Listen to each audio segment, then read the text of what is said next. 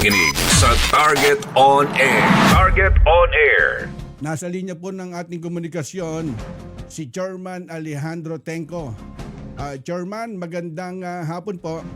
Si Karix Kayanong nasa DCMB po tayo. Bali, sir, ano po yung panukalang batas po na hinain po ng Senado na meron po kinalaman sinasabing paghihigpit po dun sa online gambling na ano po reaksyon dito ng PAGCOR dahil malaki po magiging papel dito ng chairman ng PAGCOR? Magandang hapon sa iyo, Karex. At gayon din naman sa lahat ng nakikinig sa iyong palatuntunan. Salamat at sa pagkakataong makapagpaliwanag. Meron pong mga panukalang batas ang nakahain ngayon sa Senado. Apa. At gayon din naman sa Kongreso. Sa Senado po ay ilang senador ang nagpanukalang ipahinto ng tuluyan o ng talagang totally banned ang online gaming. Mm-hmm. Meron din naman pong panukala si Senador Win Gatchalian kung saan mas mahigpit na regulasyon ang kanyang panukala na batas. Kung tatanungin niyo po ang reaksyon ng PAGCOR, sa amin po sa PAGCOR, ang paniwala po namin ay hindi dapat tuluyang ihinto ang online gaming sa paniniwalang kahit po ito'y pahinto, malaking hamon na naman po ito sa pamahalaan na pahinto ng lubusan sapagkat with the advances in technology, napakahirap po talaga na ang online gaming ay basta mapahinto na lamang. Alam niyo naman po na ang online gaming ay internet-based po yan eh. Tama po. At anuman ang tulong na ipinagkakalob sa amin ng NTC or National Telecommunications Commission at ng DICT ay talagang hirap din. Pagka po sinara namin ng isang site o naisara ito ng DICT halimbawa o ng NTC, hindi po nagtatagal. 1-2 araw nakatayo na naman ito sa ibang pangalan. Kumbaga, chairman, nag-iiba lang ng link o yung URL kaya napakahirap i-trace. Correct. So, ang talaga po siguro dapat tingnan ng ating mga mambabatas, at ito'y mungkahi lang naman, ay yung napakalakas na hanap buhay na pagpatuloy-tuloy ng online gaming sa mga illegal na operators. Dahil ito po ang tunay na dahilan kung bakit naluloko, nalululo ng ating mga kababayan dahil wala pong regulasyon eh. Wala pong nagsusubaybay. Wala pong nagpapatupad ng mga alituntunin. Dahil sa open ang kanilang sistema. Maski po yung mga batang minor de edad ay nakapaglalaro o nakatataya. Samantalang kung PAGCOR po naman kami maliwanag, 21 taong gulang lamang ang pwedeng magrehistro at makapaglaro dito sa mga licensed operators, online operators ng PAGCOR. Naniniwala po ako kasama ng pamunuan ng PAGCOR na tamang pag-aralang mabuti kung ano pa ang mga alituntunin, ano pa ang mga bagay-bagay na maaari pang gawin para mahigpitan ang regulasyon, ang mga alituntunin na nauukol sa online gaming. At nung napanood ko doon sa Senate hearing na umatin yata yung PAGCOR doon, napakarami yung site na ibinigay doon sa ISP. Sila pala yung may kakayahan na i-down yung system, yung internet service provider po doon sa mga link na illegal na online site, Chairman? Opo, ang totoo ang naipadala na po namin mga sites na illegal sa DICT at gayon din sa NTC, libo-libo na po. At to the credit of both departments, well, one is an agency, but the DICT being a department and NTC being an agency, ay ginawa nila ang kanilang magagawa. Apa. At kaya lang talagang tulad po nung isabong, Mhm. maliwanag po yan, bawal ang isabong, Karex. Tama po. Mhm. Pero alam din naman natin, tuloy-tuloy ang isabong hanggang sa pagkasalukuyan. Mhm. Para mas mainam siguro, Chairman, dun sa GCash yung platform kasi dun nagkakaroon ng way para tumaya through online. Yun ang dapat unang alisin dun sa GCash.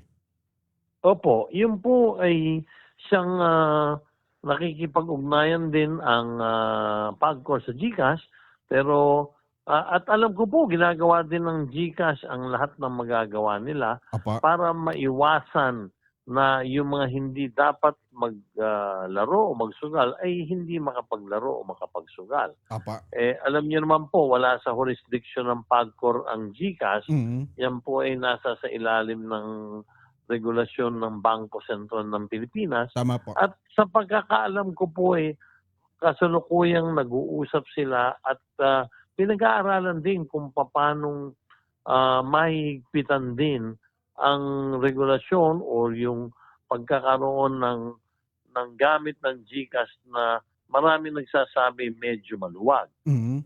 Ako naman ay naniniwala sa liderato ng GCash na talaga namang nagsasangguni sila sa amin, hinihingi sila ng tulong sa amin, pero on their own, if there is one thing, seryoso din po sila na maregulahan ng tama at magamit ng tama ang kanilang sistema ng pagbabayad. Apo, at sa PAGCOR naman, pag may namomonitor, kumbaga, pino-forward sa inyo, babalik nyo dun sa PNP, dun sa DITC, yun lang DICT, opo. Opo. Kami po, basta ang natitiyak namin sa inyo, Karex, kami po pag may nakita kagad na obserbahan or merong intelihensya kami na merong website na illegal, kaagad po namin inuulat yan sa Cybercrime Division ng PNP, sa DICT, gayon din naman sa NTC. Apo, at Ang nakalulungkot, Karex, ang karamihan dito sa mga illegal nito wala rito sa Pilipinas. tama po, nasa ibang bansa. Sila po ay nasa ibang bansa Mhm. na tinatarget ang mga customer na Filipino. Mhm. At lalong mas masakit pa, yung kita po nila, hindi man natitikman ng ating kababayan, hindi natitikman ng bansa. Sapagkat itong mga illegal operators nito, una, hindi nagbabayad ng tamang buwis or Tama. license fee sa PAGCOR. Mhm. Pangalawa, hindi sila nagbabayad ng anumang income tax sa BIR. Kaya ang sinasabi ko, patuloy. Hindi ko lang po gusto lamang bigyan ng pansin, kundi dinidiinan ko. Ang paniwala ko po magtutuloy-tuloy po itong online gaming maski ihinto mo ito. Kaya wala nang ibang pinakamaganda kung hindi maging maayos at higpitan ang regulasyon kung sakali man na sila ay lisensyado ng PAGCOR. Apo, at malaki magandang may dudulot kung may re-regulate po ito yung gambling employment at tax generation po ng bansa, Chairman. Opo, nung nakaraan 2024 po, buong taon, ang license fee po na nakolekta ng PAGCOR ay humigit kumulang po more or less 50 bilyong piso po. Apo, at alam mo naman, Karex, na ang PAGCOR, marami pong ahensya ng gobyerno na buwanang tinutulungan. Apa. Nandiyan po ang Philippine Sports Commission, kung Mhm. saan 5% ng gross revenue namin automatic po yan, tuloy na sa Philippine Sports Commission.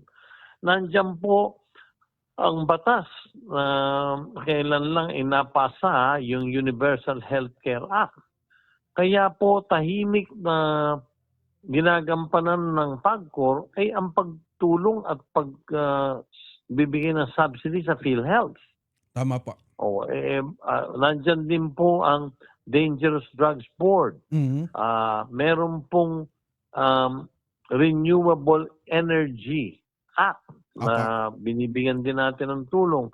Nandiyan po yung Board of Paroles sa DOJ, yung compensation po dun sa mga hindi dapat makulong na nakulong. Kami po ay buwanang tumutulong at may subsidiya dyan. At siguro, Karex, alam mo rin naman sigurong marami kaming mga proyekto tulad ng mga uumpisa na ng PAGCOR, yung pagpapatayo ng mga eskwelahan. Apa. May commitment po ang PAGCOR sa Pangulong Ferdinand Marcos Jr.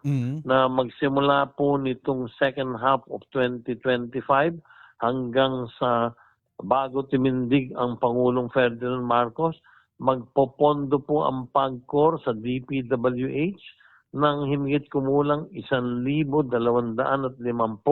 hanggang 1,500 mga classrooms ang itatayo ng DPWH at Department of Education. Ang funding po ay magmumula sa PAGCOR. Apa.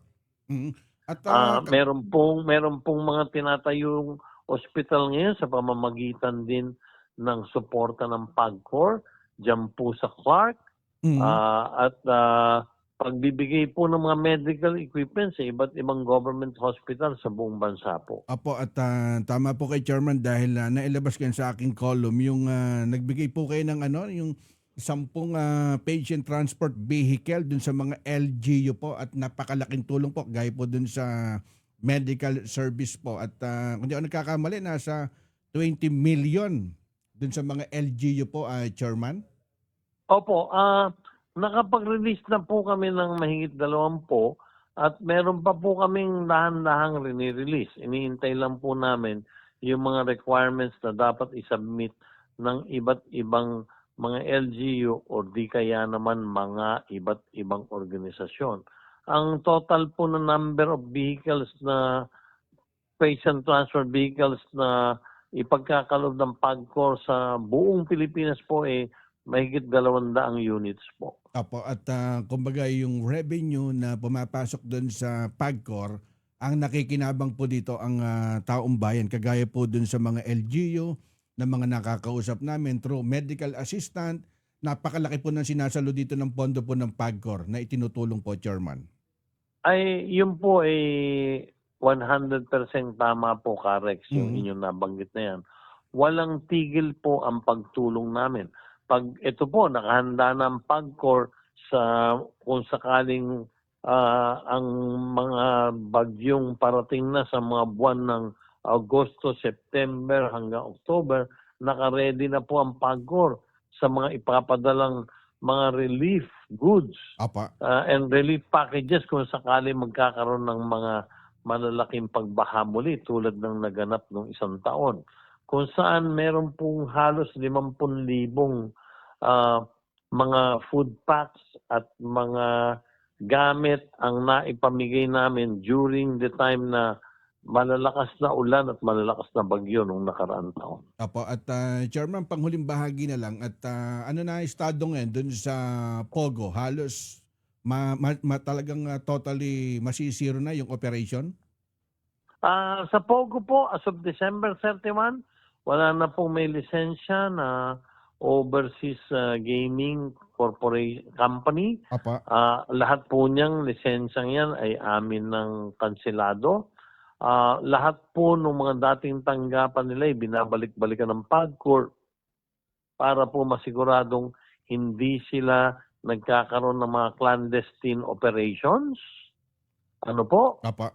Pero ganun pa man, tulad ng sinabi ko nung mga nakaraang taon, talagang malaking hamon ito sa mga otoridad natin dahil nagiging masyado ng wise yung mga dating mga pogo na illegal pa rin nagpapatuloy ng kanilang mga gawain. Dahil imbis na malalaking mga building ang kanilang